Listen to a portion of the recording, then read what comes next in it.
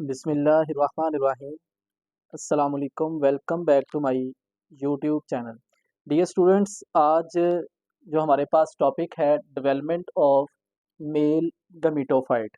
इससे पहले हमने जो फीमेल गमीटोफाइट की डेवलपमेंट थी उसको हमने स्टडी किया था। आज इसके अंदर जो मेल गमीटोफाइट होती है फ्लावर के अंदर, एंजियोस्पर्म्स के अंदर, वो हम देखेंगे वो कैसे होती है।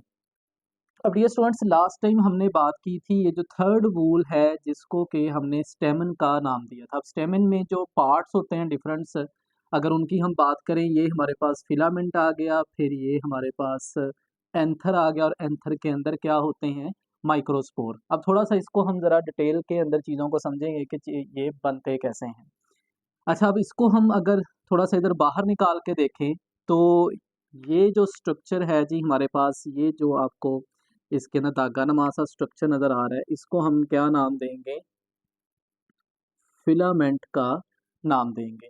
फिर इस फिलामेंट, ये जो फिलामेंट जिस चीज़ के साथ या जिस स्ट्रक्चर के साथ जुड़ा हुआ है, इस कवरिंग को हम क्या नाम देंगे, एंथर।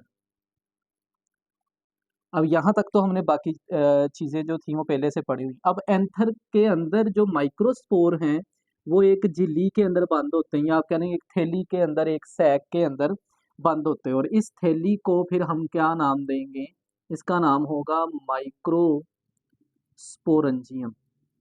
अगर डियर स्टूडेंट्स आपको याद हो, जो हमने फीमेल गमीटोफाइट पढ़ा था उसमें भी एक सैक होती थी, थैली होती थी, उसको हम मेगास्पोरेंजियम, तो फीमेल के लिए मेगास्पोरेंजियम का वर्ड यूज होगा, जबकि मेल गमीटोफाइट के लिए क्या वर्ड यूज होगा, माइक्रोस्पोरेंजियम।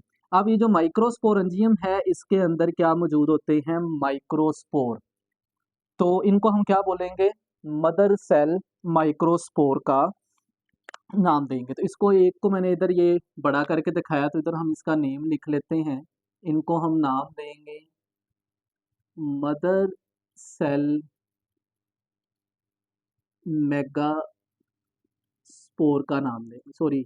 अच्छा, अब ये मेल गमीटोफाइट है तो इसको हम मेगा नहीं, इसको हम नाम देंगे माइक्रोस्पोर का नाम देंगे। ये हमारे पास आ गया माइक्रोस्पोर। अच्छा डियर स्टूडेंट्स, अब ये जो मदर सेल हमारे पास माइक्रोस्पोर है, जो इसमें एक चीज़ आपने याद रखनी है कि ये क्या होगा, 2n होता है। 2n मीन क्या है कि ये डिप्लॉयड नंबर ऑफ क्रोमोसोम्स इसके अंदर मौजूद होंगे। अब इसकी क्या होगी, यहाँ पर मियोसिस होगी।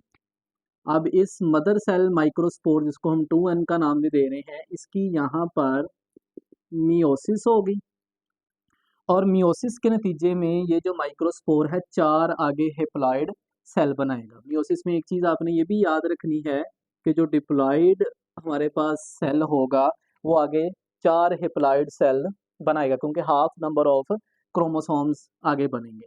अब ये हमारे पास क्या बन गए, 4 माइक्रोस्पोर बन गए, लेकिन ये कौन से माइक्रोस्पोर्स हैं, हेप्लॉइड, मतलब जिसमें नंबर ऑफ क्रोमोसोम्स क्या होंगे, हाफ होंगे। अच्छा, अब ये जो हमारे पास किसी भी एक माइक्रोस्पोर को अगर हम ले लें तो इसमें क्या होगा, फर्दर आगे माइटोसिस होगी। ये फर्ज करें हमने किसी एक को ले लिया, ये मैं इसको थोड़ा सा हाईलाइट कर देता हूँ, इसको हमने ले लिया, तो इसमें जब माइटोसिस होगी तो ये एक सेल से किस में चेंज हो जाएगा, 2 सेल्स के अंदर चेंज हो जाएगा। और लेकिन इस पूरे स्ट्रक्चर को अभी हम क्या नाम यहाँ पर देंगे, पोलन ग्रेन का नाम देंगे। अब ये जो पोलन ग्रेन का एक और नाम है जो हमारे टॉपिक का नेम भी है, वो क्या है, मेल गमीटोफाइट। अब यहाँ तक ये हमारे पास क्या हो चुका है, मेल गमीटोफाइट की डेवलपमेंट हो चुकी। अब जो मेल गमीटोफाइट है जिसको हम पोलन ग्रेन का नाम दे रहे हैं, इसके अंदर आगे कौन कौन से हिस्से होते हैं इनको भी हम जरा देखते हैं, क्योंकि माइटोसिस हुई है, 1 से 2 सेल बने, तो अब इसमें 2 सेल जो हैं वो कौन कौन से हैं। एक ये जो सेल हमारे पास होगा इसको हम नाम देंगे ट्यूब सेल का नाम देंगे। अब इसको ट्यूब सेल का नाम क्यों दे रहे हैं, क्योंकि इसने आगे चल के क्या बनाना है, पोलन ट्यूब को बनाना है। अब पोलन ट्यूब का क्या रोल होता है इसको हम नेक्स्ट अगले लेक्चर में स्टडी करेंगे।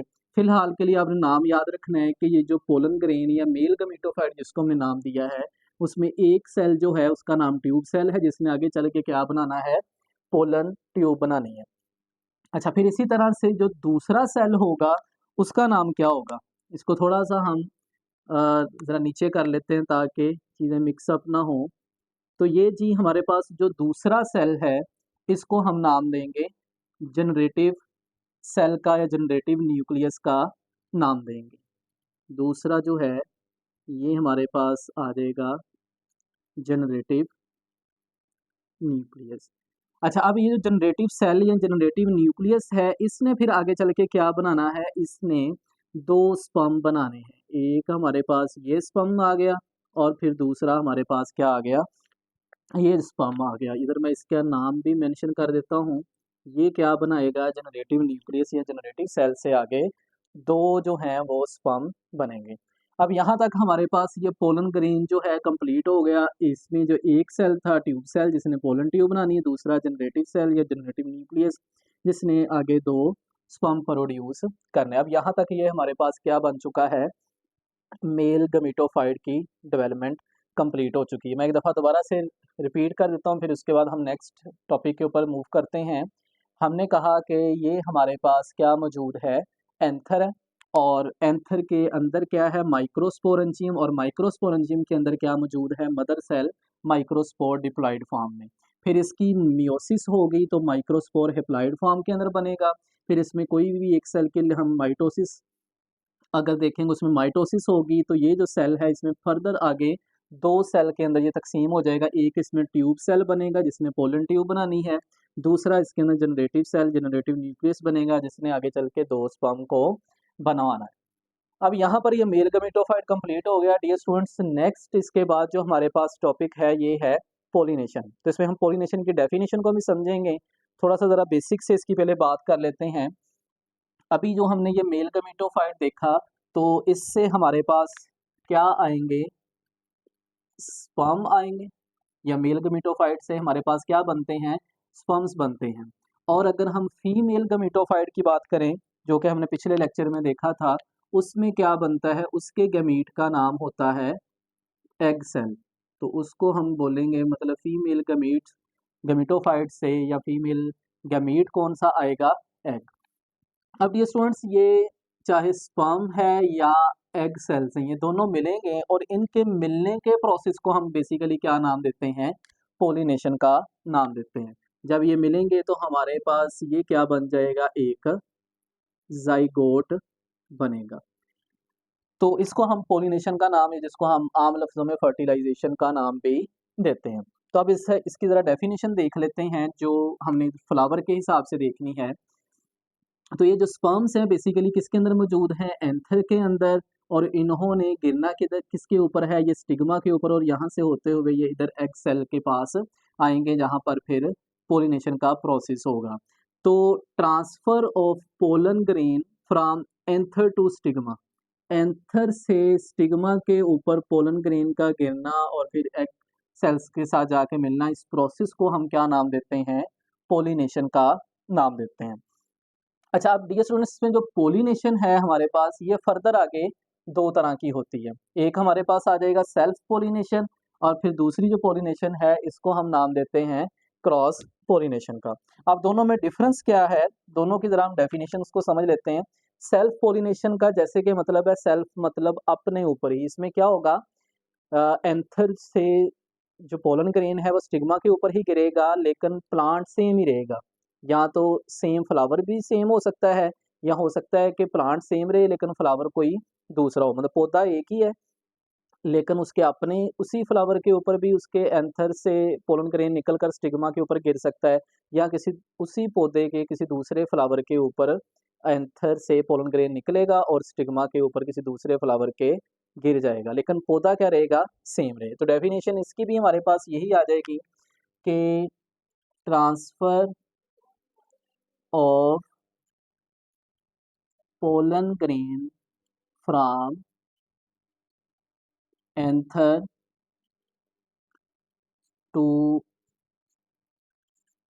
Stigma of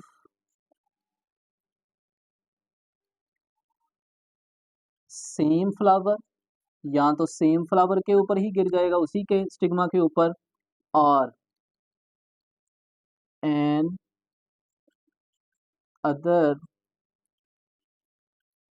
flower of same plant, या किसी दूसरे फूल के ऊपर गिर जाएगा लेकिन पौधा क्या होगा, सेम होगा, तो इसको हम क्या बोलते हैं, सेल्फ पोलिनेशन।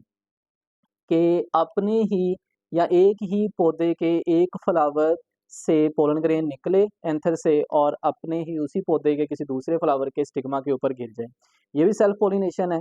या एक ही फ्लावर के एंथर से पोलन ग्रेन निकले और उसी फ्लावर के स्टिग्मा के ऊपर वो पोलन ग्रेन गिर जाए, तो इसको हम क्या बोलेंगे, ये भी सेल्फ पोलिनेशन है। आई होप कि आप लोगों को सेल्फ पोलिनेशन की जो डेफिनेशन है वो क्लियर हो गई होगी। इसको थोड़ा सा हम इस तरह से लाइन लगा के अलहदा कर लेते हैं। अच्छा, नेक्स्ट जो अब हमारे पास डेफिनेशन आ जाएगी, इसका नाम है क्रॉस पोलिनेशन।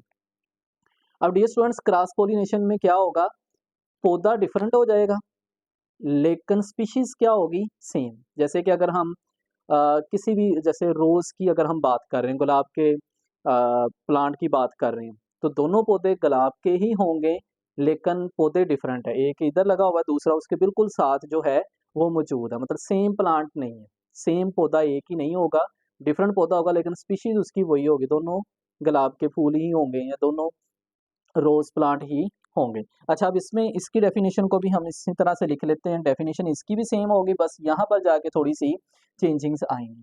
तो transfer of pollen grain from anther to stigma of an other plant of same species. ये स्टूडेंट्स में स्पीशीज सेम रहेगी, जो भी एक पौधा होगा दूसरा पौधा भी उसी स्पीशीज से रेलिवेंट ही होगा, लेकिन क्योंकि वो दूसरा पौधा उसके ऊपर जाके गिर रहा है, पोलन ग्रेन एक पौधे के एंथर से निकलकर दूसरे पौधे के फ्लावर के स्टिग्मा के ऊपर गिर रहा है, स्पीशीज सेम होगी, तो इस चीज़ को हम क्या बोलेंगे, क्रॉस पोलिनेशन का नाम देंगे।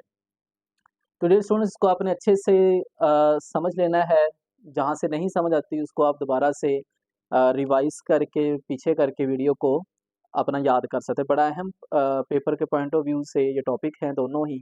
अब इसके बाद हम नेक्स्ट अगले लेक्चर में फर्टिलाइजेशन का प्रोसेस को मज़ीद डिटेल के साथ डिस्कस करेंगे। आई होप कि आपको आज का टॉपिक समझ आया होगा। मिलते हैं नेक्स्ट लेक्चर में, तब तक के लिए stay connected. Thank you and अल्लाह हाफिज़।